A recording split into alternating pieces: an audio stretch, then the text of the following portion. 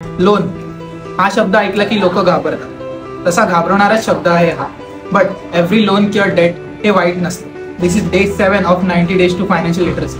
मित्रांनो, आजचा आपला टॉपिक आहे good debt versus bad debt. Good debt म्हणजे तो डेट जो तुम्हाला लॉंग टर्म मध्ये तुमचा फायदा करून देतो, आणि बॅड डेट म्हणजे तो डेट जो तुमचा खिसा रिकामी करून तुमचा फक्त खर्च आणि स्ट्रेस वाढवतो.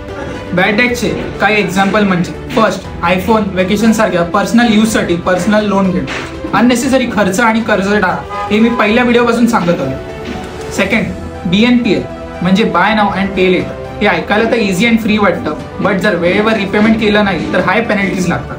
थर्ड, दुसरे डेट्स पे ऑफ करायसाठी नवीन लोन घेणं. मित्रांनो, हा सर्वात मोठा ट्रॅप असतो जो तुम्हाला एका अनहेल्दी फायनान्शियल लूपमध्ये अडकवतो. क्रेडिट कार्डचं आउटस्टँडिंग पेमेंट जर वेळेवर रिपेमेंट केलं नाही तर खूप जास्त इंटरेस्ट भरावा लागतो. बट क्रेडिट कार्ड हे कम्प्लिटली बॅड डेटमध्ये येत नाही. यावर आपण नेक्स्ट व्हिडिओमध्ये इन डिटेल बोलू. तर मित्रांनो, गुड डेटचे काही एक्झाम्पल म्हणजे फर्स्ट, होम लोन. घर हे एक अप्रिशिएटिंग असेट असल्यामुळे त्याची व्हॅल्यू टाईमनुसार वाढतच जाते, unlike vehicles. Second, business loan.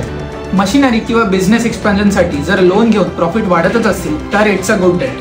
Third, आता हे थोडं कॉन्ट्रोवर्शियल असू शकतं, बट एज्युकेशन लोन. कारण टॉप स्किल्स अक्वायर केल्यावर एक चांगला जॉब मिळू शकतो, ज्याने फ्युचरमध्ये इन्कम वाढू शकतो. आता कमेंट करून सांगा की कोणते पॉईंट मी मिस केले. भेटू नेक्स्ट व्हिडिओमध्ये. व्हिडिओ जर आवडला असेल तर शेअर करा अँड फॉलो फॉर मोर.